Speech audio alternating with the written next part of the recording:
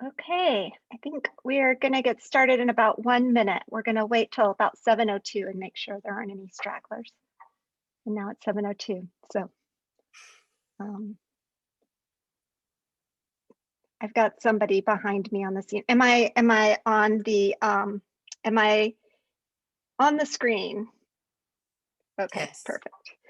Okay. Welcome back to those of you who've been joining us this semester for our series, Eating the Past, a joint collaboration between USU's Merrill Cazier Library and the College of Humanities and Social Sciences. I'm Jennifer Duncan. I'm the head of Utah State University's Special Collections and Archives, and I'm the curator who oversees our book collections. I again want to thank Tammy Proctor in the History Department for sponsoring this series. Of course, Tammy helped us kick off this series in January when she spoke about 18th century British cooking. And she's once again back with us tonight with her colleague Jonah Bebo to help us manage the PowerPoint and the Q&A. Also, welcome to those of you who are new to our series. We've been posting all of these recordings to both the History and the Special Collections websites, as well as information about how to prepare the recipes that our scholar cooks are discussing. I think Jonah will post a link to that information in the chat if you want to grab that and watch the 2 previous talks. As a reminder, our Zoom series focuses on recipes taken from the cookbook collections at the Utah State University Special Collections and Archives, which we use not only to document the history of the Intermountain West, but also to provide broader primary source literacy through the study of foodways and culinary history. Of course, these cookbooks contribute to our broader understanding of historical economies, politics, and mentalities, and they're excellent primary sources for our student researchers. Tonight, we'll be hearing from 2 Utah State University scholars, one from the Department of History and another from the Department of Art and Design. First up will be the History Department's Dr. Susan Grayzel, whose academic work focuses on the history of total war, often through the lens of gender and women's history. Then Dr. Laura Gelfand, a scholar of the art of late medieval and early Renaissance Northern Europe, will join us to talk about mastering the art of French cooking. Thank you both for joining us on the fun and cooking for us tonight. Jonah, if we can get the first slide up, I'm going to go ahead and introduce Sue's cookbook.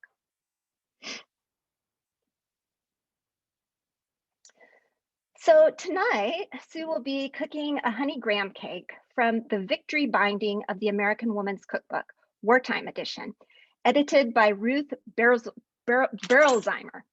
The American Woman's Cookbook, which is published by the Culinary Art Institute, a Chicago operation, not to be confused with the Culinary Institute of America. The CAI was one of the most prolific cookbook publishers in the United States at one time, and the American Woman's Cookbook was one of the CAI's most successful publications, first published in 1939. Some culinary historians have asserted that this is one of the first cookbooks to use 4-color images in its production. By 1943, it had sold 1 million copies. But who was Ruth Berelsheimer? Berelsheimer was born in Missouri in 1886 and moved to Chicago with her family around the turn of the century, becoming active with the Jewish community in the city and founding a small Hebrew school. She attended the University of Illinois at Urbana-Champaign and graduated in 1908 with a degree in chemical engineering, but she actually pursued a career in social work. In fact, her first cookbook appears to be a job she undertook working on the 5th edition of the classic Settlement Cookbook, published out of Milwaukee's Lincoln House Community Center for Jewish Immigrants. Ultimately, she returned to Chicago, where she worked for the CAI, authoring cookbooks. Her nephew claimed that she made a deal with the publisher, forgoing all royalties on the mass market sale of her works, as long as she could retain the right to market her books directly to home economics programs. And in fact, Utah State University holds at least 4 of her other cookbooks, probably original library accessions as a part of our inter and post-war home economics programs. If I could get the next slide. The original edition of this cookbook was as common to many of us as the joy of cooking. And what many of you have been watching, for many of you who've been watching our Eating the Past series, you might immediately notice that it has a much more technical approach to cooking. And all of you will recall, if you have been with us before, that with our modern eyes, we were really shocked by the lack of specificity, say, of that 1734 recipe for a very good cake, or the 1907 sopa de tortilla. Modernity and cooking as a science have definitely taken hold during the era in which we've arrived. So on this slide, you'll see very specific descriptions and recommendations for measurements and temperatures for home cooks. Going forward, cookbooks have assumed a much more familiar authorial voice. Next slide. The original version of this book was published in 1939, as I mentioned, and then of course the war began. So Sue will be discussing that in great detail, but I wanted to show you a few images of how this cookbook was adapted to address the realities of living in wartime. Specifically, here you're going to see a section that's been appended to the back. In book terms, it's called, there are certain signatures. And you can see I've highlighted that with the little A up at the top. And they were added to the original text to address changed circumstances. Excuse me. There's a brief essay here on how times have changed in general, but there are also sections addressing on how to feed a family on a reduced income and how to do menu planning during wartime. The last slide. You'll see here that while elaborate desserts were considered out of bounds, there were still plenty of suggestions for how to maintain the tradition of having a sweet with every dinner. As I mentioned earlier tonight, Sue will be making honey graham cake, which is included in the appended signatures in the back of this volume. Our copy of the victory binding of the American Woman's Cookbook is well loved. It's got plenty of smudges across the cover, annotations throughout the text, including the addition of personal recipes of the previous owner. So now I'm going to hand it over to Sue Grayzel so we can find out a little something about wartime cooking. Okay, thanks so much, Jennifer. We are going to start by watching something that was unique to this war in the sense that propaganda really started around food with the First World War, but you could use film in a much more extensive way in the Second World War. So we're going to watch a little video clip about food and the Second World War.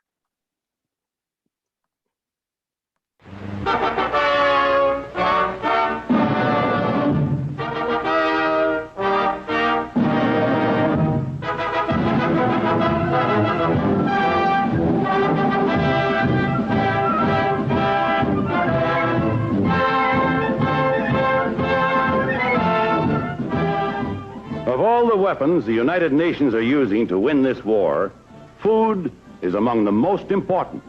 Food to keep our husky young fighting men fit. Food to give them the strength to battle for freedom. But in addition to food that must go to the warrior at the front, there must be food for the worker at home. The man who makes the guns and ships and planes and tanks that will bring us the final victory. Then there must be food for all the rest of us who are doing our part to win the war by keeping fit, able, and healthy so that we can work harder, longer, and better at whatever our daily tasks may be. Until this war began, we in America were blessed with an abundance of food. Our land was rich with all the treasures of vegetables, fruits, and grain, and meat that we could desire. None of us needed to give a second thought to the possibility that there might be a scarcity of any food. But today, out of our abundance, we must feed many mouths. Now, half the civilized world looks to America to save it from starvation and death with a never-ceasing flow of food. To plant that food, to cultivate it, harvest it, transport it across the nation, and across the seas is a task that today taxes to the utmost our facilities of manpower and transportation. Yet this vital flow of food for freedom dare not, must not be stopped. In spite of sunken ships and trains that must carry steel, oil, coal, and lumber, instead of food, in spite of every obstacle, we must feed our fighting men, our allies, and ourselves if we are to win the war and right the peace. This, then, is a challenge to every loyal American citizen.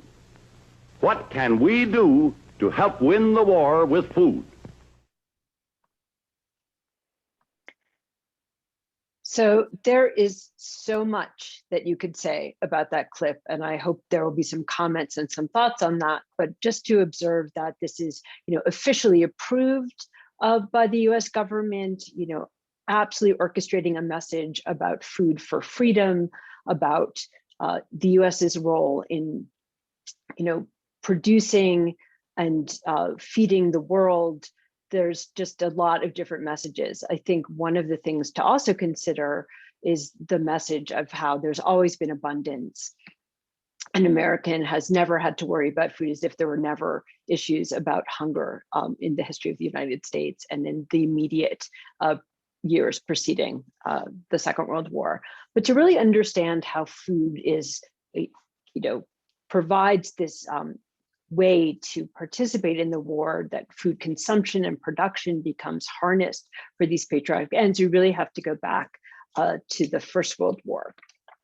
And when the US enters the war in 1917, there's a huge campaign under the auspices of the US Food Administration to encourage shifts in America's consumption and production of food. Propaganda is part of that effort. This is a voluntary program. There are other states that participate in the First World War for whom rationing is a fact of life in war-torn Europe, particularly for the Central Powers. But by the time of the US entry, there's also rationing of food and fuel in certain kinds of foodstuff in Britain and France as well. But this is a campaign about harnessing American participation to defeat, again, as it says, frightfulness. Next slide, please. And it's a campaign that reaches across the civilian population. So there's propaganda that's aimed at children. One of the messages of this campaign is to replace corn or other kinds of grains for wheat so that wheat can go to the fighting forces and go overseas. This campaign about consumption, not to waste any food. So little Americans are encouraged to do their bit. But the idea is less red meat, no wheat, to be thrifty. And this is a way of being patriotic. Next slide. And it's also about changing the food habits. The US government is now trying to change and particularly to reduce the consumption of sugar, because sugar is going to be going to commercial bakeries. So the idea is to use less sugar on things like coffee or tea or in cereal, and to encourage the use of other sweeteners. And again, for those who've been on the journey since the first episode in this series, the use of sugar, the importation of sugar, produced on the backs of slave labor, transformed certain kinds of palates and you could do with things. And now there is a real campaign that again starts with the First World War to reduce the consumption of sugar. So when you get to the Second World War, there's this huge effort to mobilize civilians in the United States. The US enters the war after the raid on Pearl Harbor on December 7th. There's this incredible campaign to mobilize civilians. I just want to highlight the slogan of the civil defense program in the United States was that every civilian was a fighter, and there are different ways to participate in fighting the war in the American home. And children, the elderly, women, they all had a role to play. And it's probably not very visible, but I am wearing my grandmother's civil defense volunteer pin. She was, in other circumstances, kind of raising my dad and being a housewife in Brooklyn, New York, but she also registered and trained as a civil defense volunteer. And that was, very typical of women across America. The other thing that women were encouraged to do, next slide, please, was to help produce food. So, victory gardens, again, start with the First World War, but greatly expand in the Second World War. This idea that America needs to feed its far-flung military, its crucial role in supplying, as the film pointed out, the Allied war effort. So rationing is going to be introduced, but so too is this idea that consumption is something in order to support your basic diet, that you would be producing some of your own food and growing food and canning food and conserving food. So something called the Office of Price Administration is created even before the US officially enters the war, but Americans are going to receive their first ration cards in May of 1942. And the first commodity to be rationed is going to be sugar. So the first ration card number 1 becomes known as the sugar book. Eventually, the Office of Price Administration is going to rely on about 5,600 local rationing boards staffed by over 100,000 volunteers to administer this program and to explain it to both consumers and merchants. And we tend to think of food as being the main thing that's rationed, but so too are automobiles, tires, gasoline, fuel oil, coal, firewood, nylon, silk, shoes. Among the commodities for that are foods that are and household staples, meats, dairy, coffee, dried fruits, jams, jellies, lard, shortening, and oil, in addition to sugar, are all going to be rationed. Next slide, please.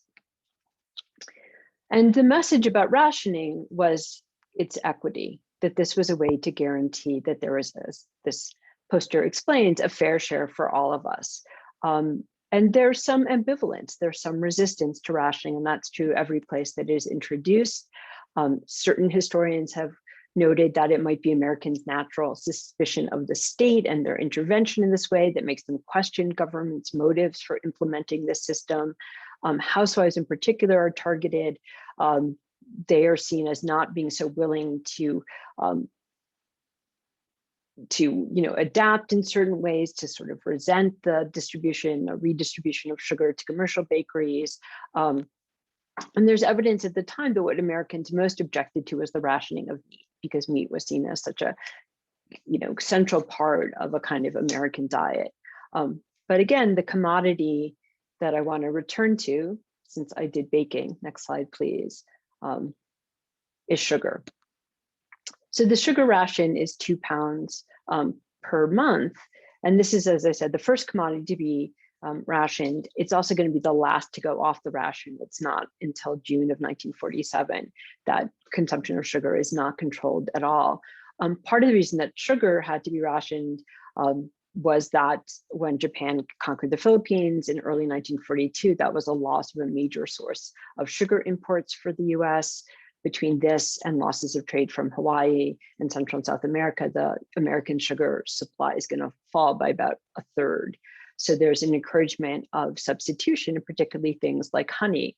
So I went and checked the statistics, and there is definitely an upward tick in beekeeping during the Second World War, and then it's followed by a drop afterwards. And honey is one of those commodity sweeteners that can be locally produced and therefore used to substitute for sugar. So the recipe that I made and that we're going to look at me making very briefly in a second is a honey gingerbread recipe, where in addition to using honey as the main sweetener and very little sugar, although it's still wheat, which is another commodity that there was a concern, but access to, it's using spices to help add flavor when you don't have as much sweetener. So you can watch this moment of World War II inspired cooking. So we're going to be making honey gingerbread from the Victory Cookbook, the Wartime edition, and from a particular section on how to feed a family of 5 on $15 a week. So the dry ingredients, which you just sift together, it's a very simple recipe, would be in anyone's pantry. Flour, baking soda, baking powder, salt, but a reduced amount of sugar. So this is less than 1/4 cup. And then some basic spices, ginger and cinnamon and cloves. To make up for the lack of sugar, there was a turn and a great encouragement to use honey, which was locally produced. And this is local honey. During the war, it would not have appeared in a plastic bear, but this is from Cache Valley, so I'm really happy to be using local ingredients. 1 egg, so reducing the use of eggs, using water instead of milk or some other liquid. The recipe allows for either water or milk, but I'm using water because that would have been the most frugal way to support the war effort. And then finally shortening rather than butter as part of wartime economizing. So the first step is preheating the oven. Sift all of the dry ingredients which you have measured out together into a large mixing bowl. I'm adding the eggs to melted shortening, water, and honey, and mixing these well before adding them into the dry ingredients. So when you blend all the ingredients together, they become this nice light color. So here it is, ready to be removed from the oven. And so I'm using implements from my grandmother who lived through the Second World War to serve this. And so as with all gingerbread, it makes the house smell lovely, and though it's lighter in color than an ordinary gingerbread, it's also looking exactly as if it has the same texture, despite the fact that it is not using some of the classic ingredients.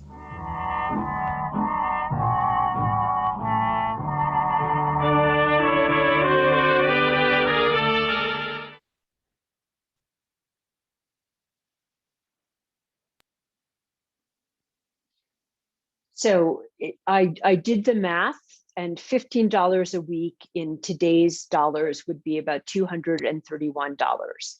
So this was considered economizing, how to feed a family of 5, but in the weekly recipes that were set out for your sort of meal planning per week, dessert was always included. And I think a recipe that used, locally sourced ingredients and made your kitchen smell lovely as part of it would have been something appealing to the American family living through the Second World War.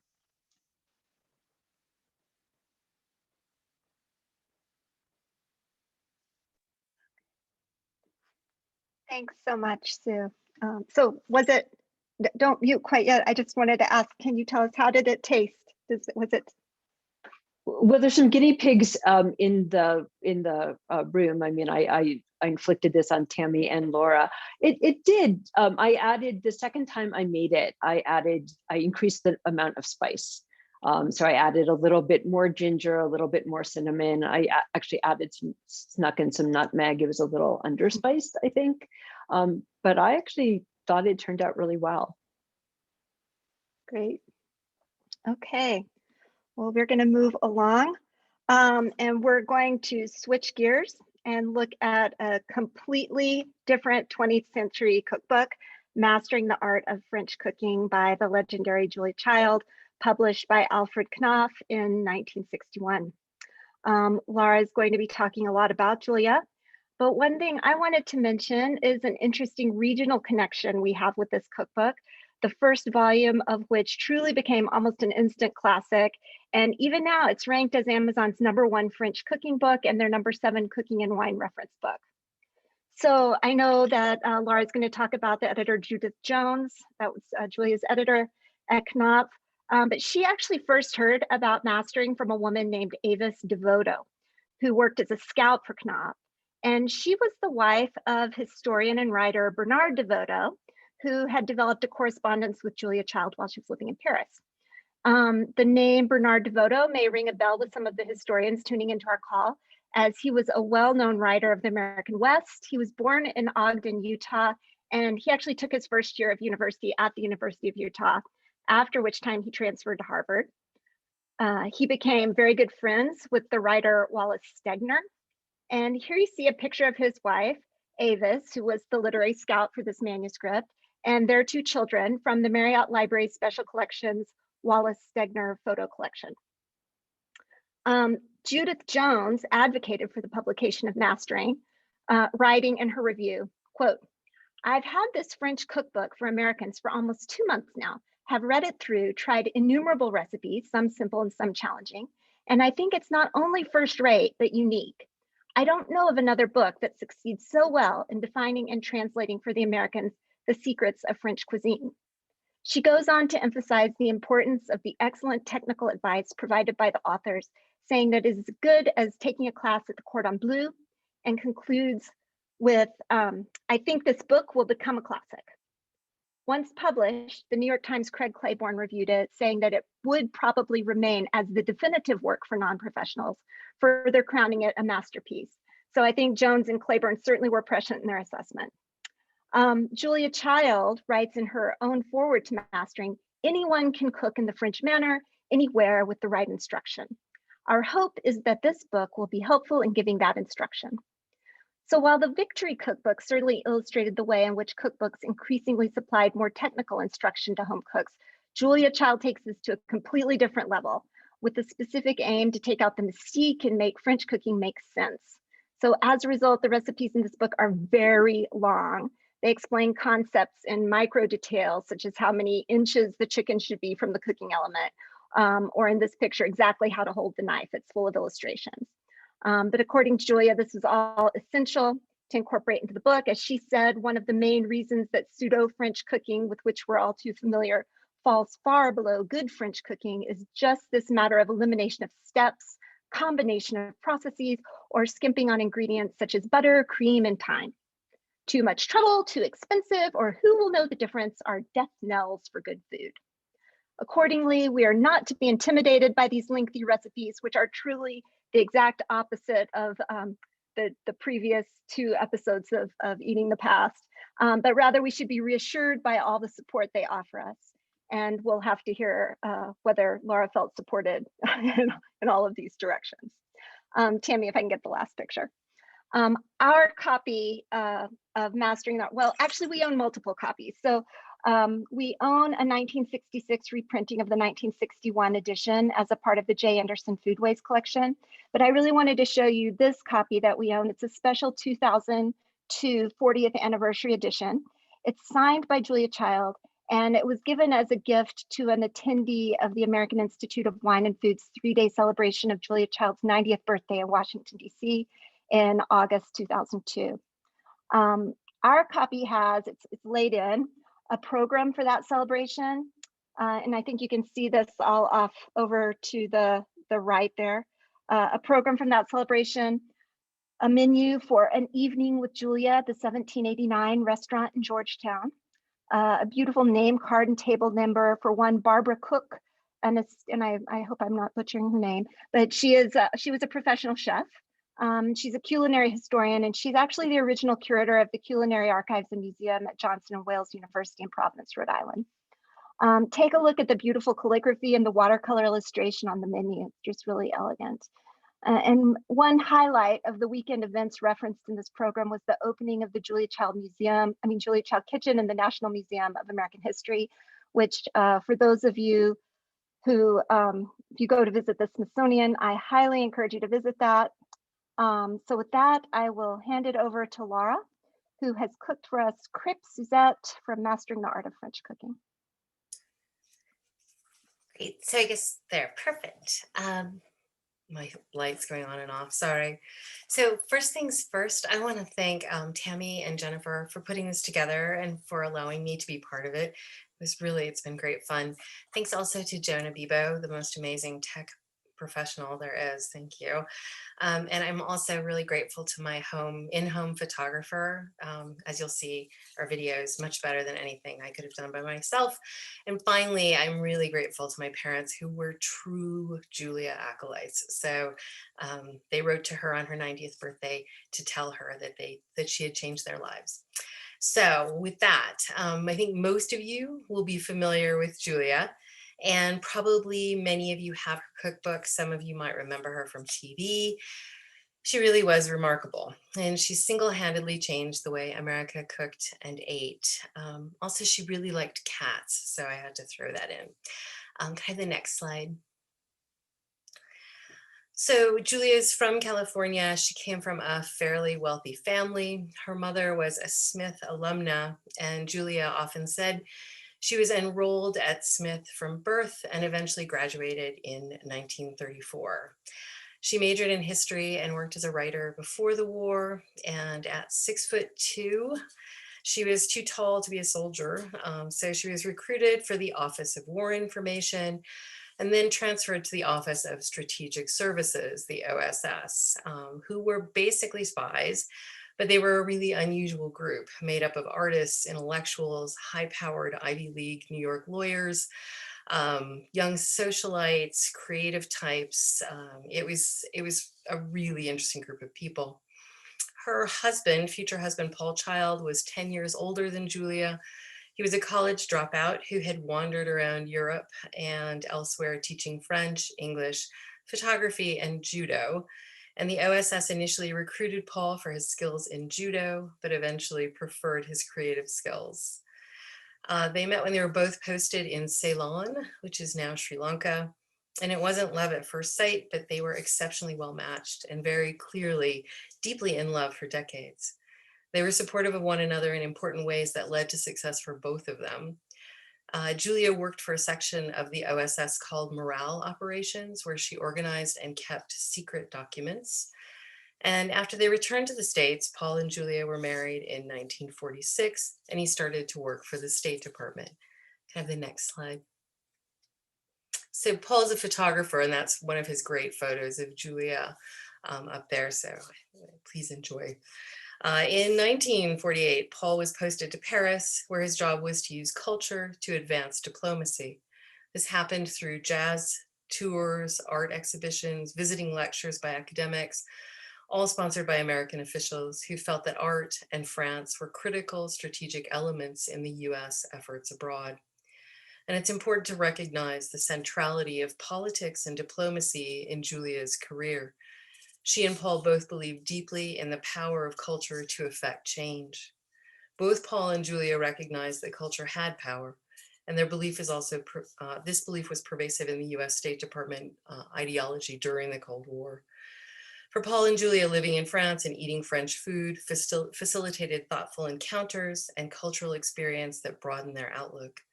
Julia became so passionate about French cooking that she wanted to study it, and the Cordon Bleu offered only one class that she could take, which was a year-long course with 11 American GIs who were all on the GI Bill. And when you hear Julia talk about it, it sounds like the GIs were not all that into it, but she definitely was, and worked incredibly hard. And you see her there at the Cordon Bleu working with her class and her chef that she was very attached to. Next slide, please. Eventually, Julia met Simca and Louisette, who had been working on a French cookbook for Americans, and they were looking for an American collaborator.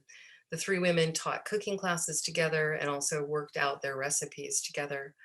Simca and Julia were lifelong friends. Louisette was a much more difficult person, and it seems as if she was a little bit less active on the book than the other two.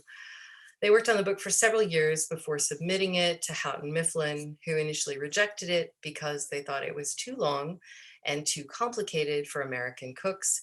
They revised it, sent it back to Houghton Mifflin. It was rejected again.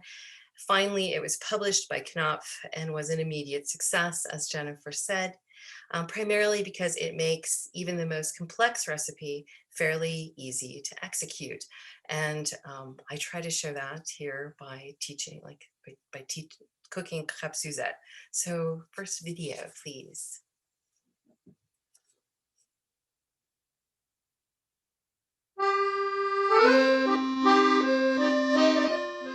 So today I'm going to make Julia Child's Crepes Suzette with you.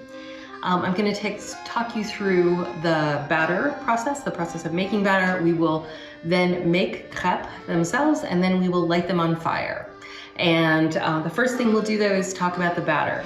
So the pâte à crêpes, the crepe batter, is really easy. I'm going to do half a recipe because there are just two of us here and one dog. And she's not going to eat any of the crepe, just so you know.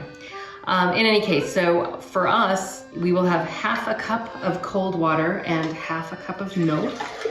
I just pour it all in the blender. You add 2 eggs, a quarter of a cup of salt, then 2 tablespoons of melted butter. All in there, you want all of it. And finally, 3/4 of a cup of flour. Put the lid on. And now, Julia is very specific. If it sticks to the side, which it always does, you take your handy dandy spatula and push it down back into the mixture. You blend it for a minute till it's all blended up. Throw it in the fridge until you're ready to use it. So that could be 2 hours. That's probably the soonest you could do it. Or it can go overnight, and we actually have had it in there for a couple of days and it still worked fine. So that's how to do the crepe batter. And when we come back, I will talk to you a little bit about the orange butter. The orange butter starts with granulated sugar. You make the whole thing in your Cuisinart, your handy dandy food processor. So you've got a half a cup of granulated sugar, and there are a couple ways to deal with the peel of 2 oranges. You could either use a microplane, like a zester, or you can use an orange peeler.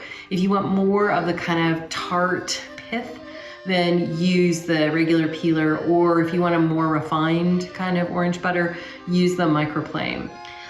You take just whatever you've decided with the zest and the sugar, blend those up in the food processor till they've kind of melded. And then you're gonna add butter. You add a half a pound of butter. That's 2 sticks, just so you know. And don't do that with cold butter. Make sure that it is room temperature. I tried it with cold butter. It was not a great experiment. So make sure that you use room temperature butter when you're doing this recipe. And then once that's all blended up, so the sugar, the orange peel, and the butter are sort of fluffy, then you very slowly, drop by drop, add a half a cup of orange juice. And that allows, you gotta do it slowly because that allows the butter to incorporate the liquid. And then 3 tablespoons of orange liqueur.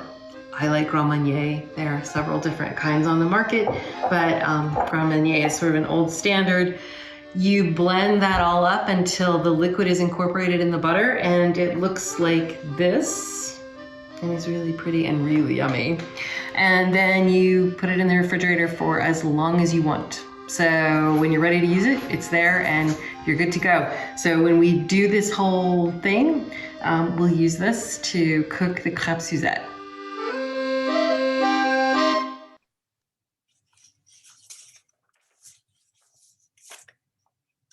Great.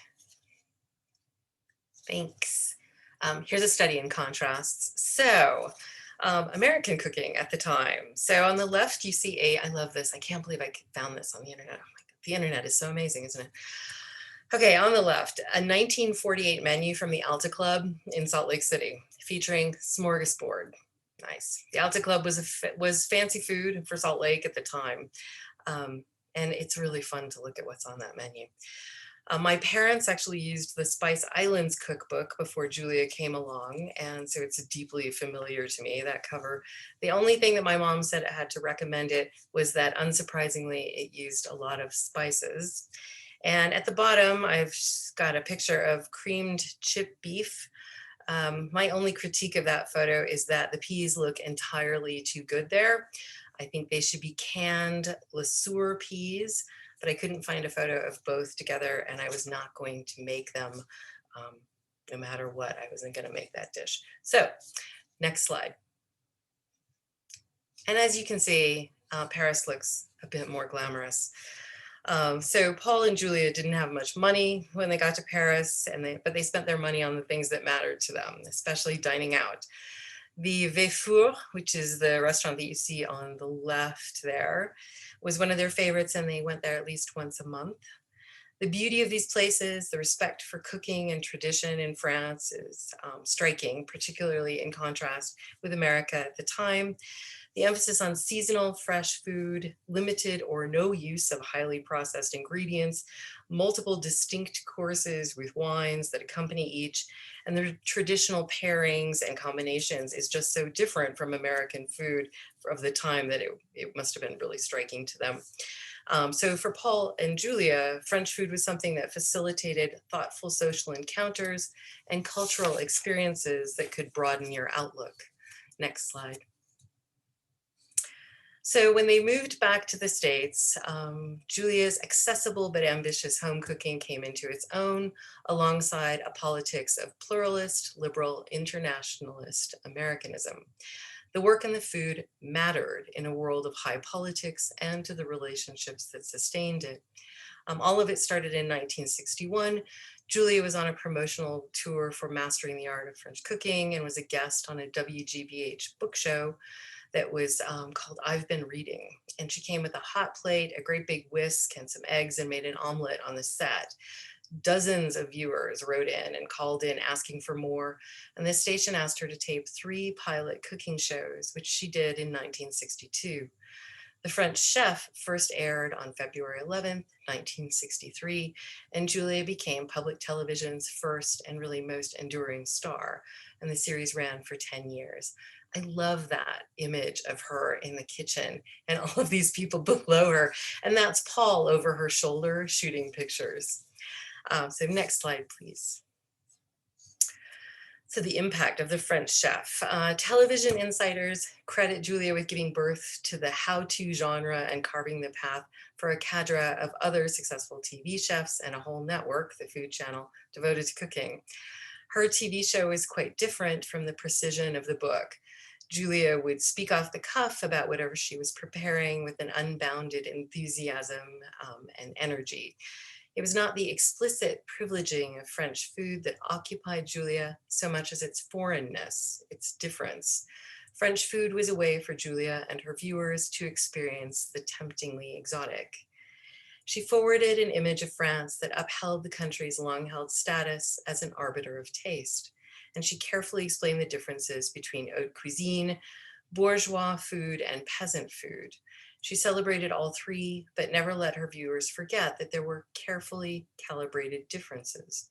She made it clear that it wasn't about cooking, just about cooking, but serving, eating, presenting, and socializing are all centered on food.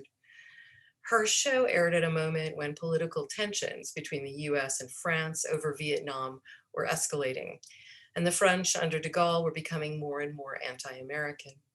And anyone who went to France probably would have experienced that.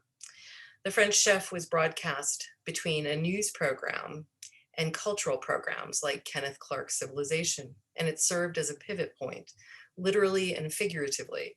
The show stood between the worlds of Cold War politics and high-minded art. Her book and her show participated in global politics. It suggested a kind of Franco-US alliance in America's kitchens, and amid calls to boycott French wine, Julia offered a way to appreciate France without sacrificing American dominance. Initially, she was pretty apolitical in her show and her life, but in the 1980s, as she got more comfortable with her celebrity, she also became more open about her political beliefs, especially her outspoken support for Planned Parenthood and reproductive freedom, and her disgust with the Republican Party. And with that, let's set some crêpes on fire.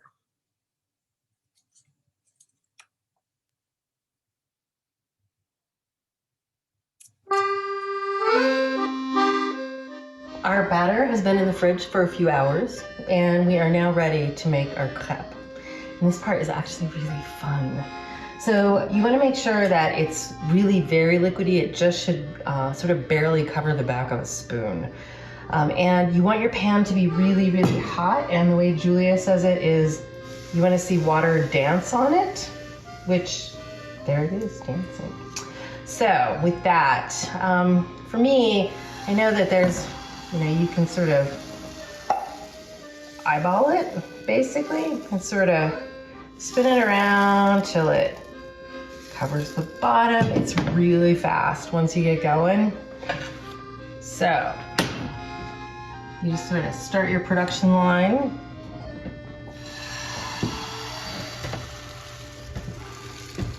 You've got your stack of crêpes.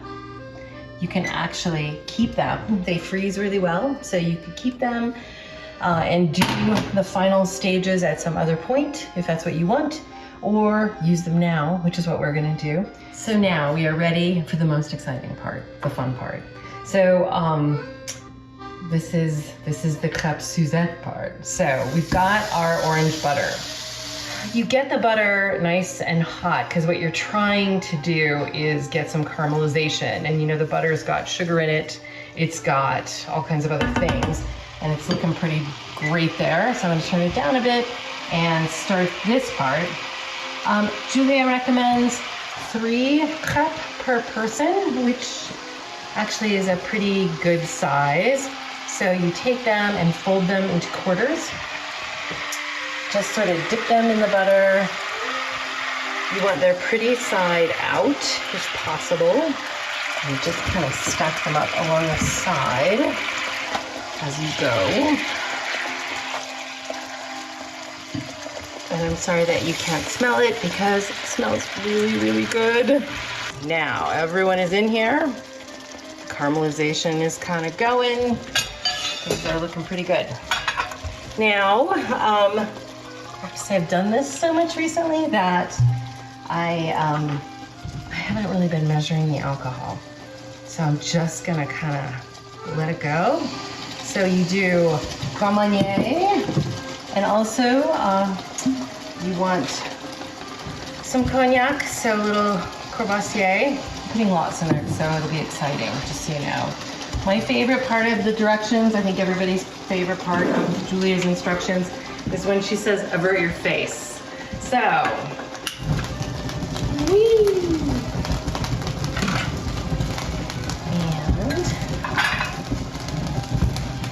just sort of tilt it around a bit. I'm gonna spoon some of this stuff over the top a bit. And you just let the alcohol burn off while all those sugars are caramelizing on your beautiful Crepes Suzette. It looks good, and it is essentially done. So as I said, Julia recommends 3 per person. Still quite a bit. It's up to you how bad you want to be. So here they are. They look very beautiful. They smell absolutely amazing. So I thought I would taste one so you could see that they're edible. And they're amazing. And as Julia would say, bon appetit.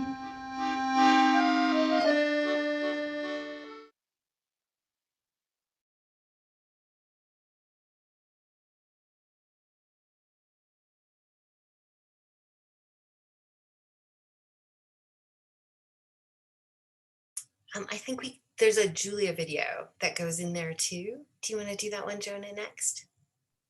Yeah, sorry, queuing it. That's okay.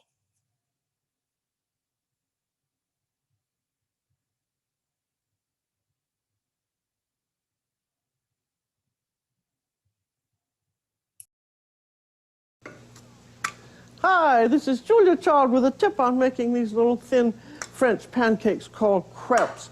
Easy to make and so versatile. Batter, very simple. 1 cup of flour. I use instant blending, which I think is good because it does blend instantly. There's 2/3 cup of milk, 2/3 cup of water, 3 whole eggs, and a good pinch of salt, and 3 tablespoons of melted butter. And just beat that all up until it's nicely blended and then let it rest for 10 minutes. I like to use a no-stick pan and heat it until water dances on it, then it's hot enough.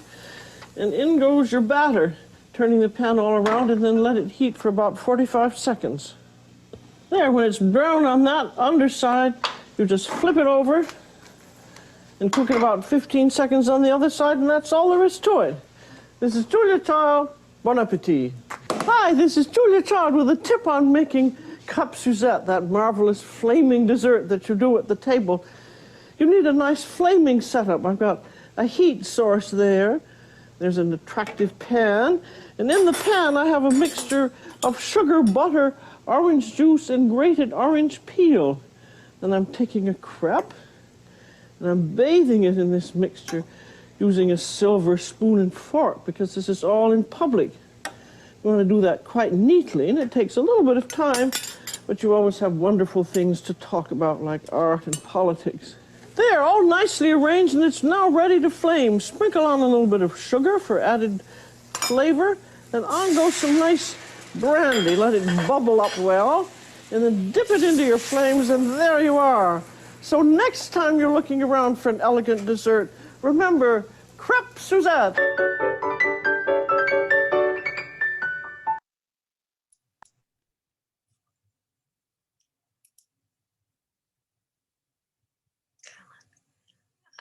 I think you can see why I didn't want to come after Julia. She does it far better than I did. And I wanted to leave you with a few words to live by. They are remarkably easy. The way she describes it is perfect. I will say that there are dessert crepes that she recommends doing with it first. And I tried them and they were absolutely impossible. And I said that to my mom and she said, oh yeah, those never work. You have to do the regular crepe, which work beautifully and are really, really easy. So I don't know, maybe I found a mistake with Julia, or maybe probably it's something we're doing wrong. But in any case, that's that. She's amazing, force of nature, and it was great fun to do that. So that's it.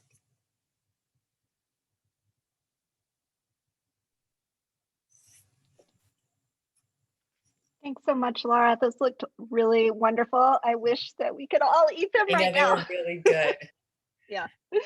I think now we're going to take a little bit of question and answer for maybe 10 or 15 minutes. And Jonah's going to field those. So I think if you go ahead and type them in the chat, then Jonah will field them out to the presenters. Yeah. Hi, everyone. That was great. That last shot of Julia with that hammer, I think it's the funniest thing. So send me the messages privately through chat. That should be the only way you can chat at all anyway. And then I will field them to our wonderful participants. The first one is from Dan McInerney. It's for Sue.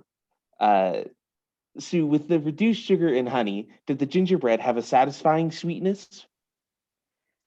I think so. It's not the sweetest gingerbread that I have a recipe for vegan chocolate gingerbread with caramelized bits of ginger in it that I make during the holidays every year. And I would still say that's my fave. Like the honey gingerbread isn't going to replace it, but it really was tasty. And I think a little bit of brandy whipped cream with it would also be kind of marvelous, kind of totally not appropriate for wartime circumstances.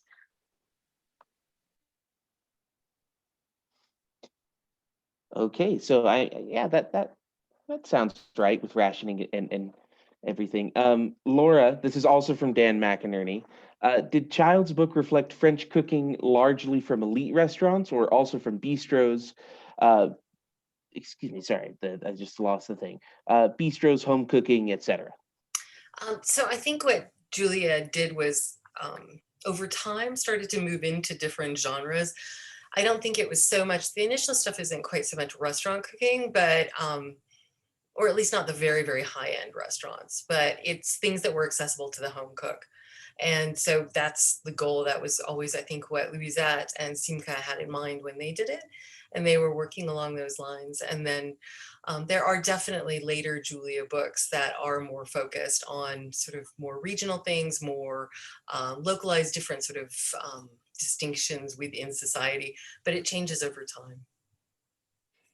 In the introduction of I think the 1961, she specifically says, anyone can do this and you should be able to do it from an American supermarket. So I think if you could do the cooking from a 1961 American supermarket, then, had to be pretty accessible. All right, this next question is from Evelyn Funda. Peach Pits. This is for Sue. Please talk about peach pits and more generally about the crazy messages about how every little scrap would win the war. I feel like Evelyn could do a better job answering on the peach pits. There was just this huge emphasis on waste as, practically an act of treason, right? So everything could be saved, everything could be salvaged, everything could be repurposed. And alongside that, just to sort of connect back to what Laura was talking about, was a kind of embedded desire for a kind of aftermath of the Second World War, when there would be sugar and there would be a capacity to indulge in things. That I think it's so sort of perfect how Julia hits that kind of cultivated idea. All right, and this is another question from Evelyn for Laura. Did Julia ever talk about the American food of the 50s and 60s? All the convenience food, the Jello salads, the rise of convenience food, and of course, chipped beef. I guess I'm wondering if she was straightforward about American cooking of the time, or if she let the cookbook and the television show be her silent rebuke.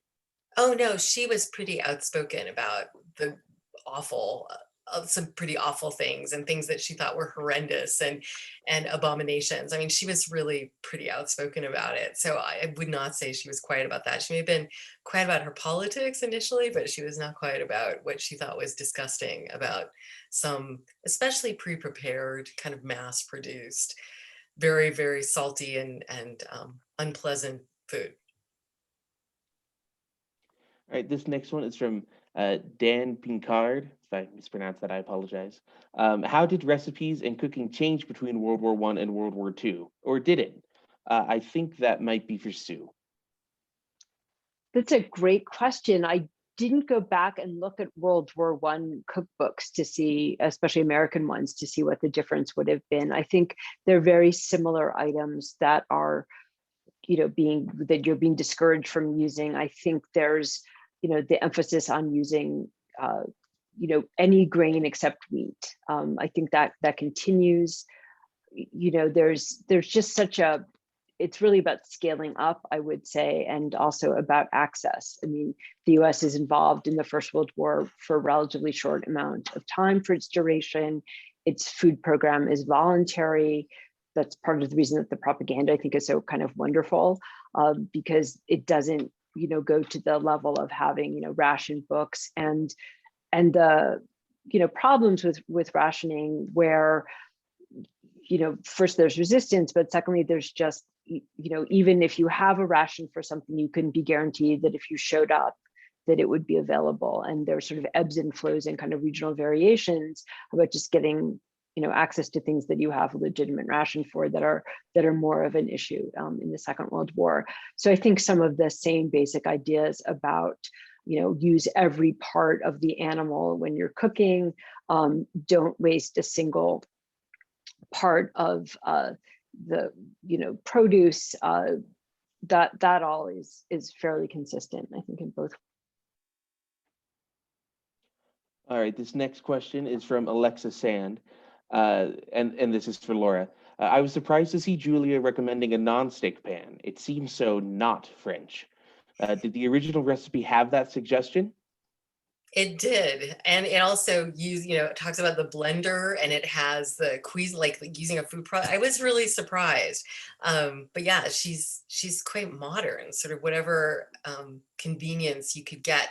And it was funny because I was looking at her pan, and I realized how wrong mine were, because they have this sort of this sharp edge, and I was thinking maybe that's part of why I couldn't manage to flip mine ever. Also, I was kind of afraid to try, but I think she does make it look really easy. I'm also incredibly jealous of that gorgeous copper pan that she uses at the end. That is a thing of beauty. So yeah, but Julia, as we know, she loved pans. So. All right, that is the, well, never mind, sorry. Another one just popped up, I think. Yes, this is from Fran Titchener. Just a comment. As a child, I remember my mother's enthusiasm for the idea that what happens in the kitchen stays in the kitchen. And then I think there's another question in here somewhere, but Zoom is being difficult. I think this is from Tammy. Even though Julia was popular on TV, I wonder if poor folks use the cookbook. Yeah, I don't know how, I mean, I wonder about, like, did poor folks watch PBS? I don't really know, I really, it'd be really interesting to look at that. I have no idea. But I mean, Grand Marnier is expensive, there are expensive things in there. So yeah, I think it depends. Well, actually, I want to follow up on that. I mean, couldn't you also use a cheaper orange liqueur like triple sec or something? Yeah, so, I'm sure. I mean, I just think as a college student, which I have been, that's just my thought in terms of saving cash on making crepe. So we have another question from Dan McInerney here. Sue, thinking about shipping meals to Europe and to the European and Pacific theaters of the war, was the conflict transformative to the whole drive for shelf-stable foods? Yeah, I mean, partly, I mean, again, I think it's so interesting in that propaganda film we watch when they talk about the American worker, it's male, whereas, you know, those of us who studied the Second World War know that a lot of that labor force was female, women, including women with children. So there's a rise of shelf-stable and also convenience food that are really attributed. So that's like the antithesis, right? On the one hand, the leisure of some post-war women to learn French cooking and to participate in that, and then others who had entered the wage labor market, some of whom were still interested in participating in that, despite the sort of myth of the 50s and 60s, who wanted food that they could prepare really quickly and relatively cheaply. I mean, one of the things I will say about the recipe I made is those ingredients are still pretty inexpensive, that's still you know, something you could make without spending a lot of money. None of the ingredients are particularly costly. Okay, that is the end of the questions that I have queued up, I think. If I miss somebody's question, you can send it to me again, or if you've just thought of one, I'll take a little bit here to, you know, wait for any last minute things. But otherwise, barring that, I think we're coming to the end. And I guess I would say we did have that LibGuide that has the contact information for all three of us. So if you have specific questions for any of us, feel free to contact us. We have one more of these Eating the Past in our series. It will be next month, April 15th at 7 p.m. It will be Jeannie Sir, and she's going to be talking about mayonnaise desserts, and Victoria Grieve, she's going to be talking about farm to table recipes, specifically Alice Waters. So that should be a lot of fun, and we'll hope to see all of you again then. This recording will be processing overnight, and then we'll be updating the LibGuide with both the recipes and this recording tomorrow morning. So those will appear on the LibGuide as well if you want to share it. So thank you so much for coming, and thank you to our presenters.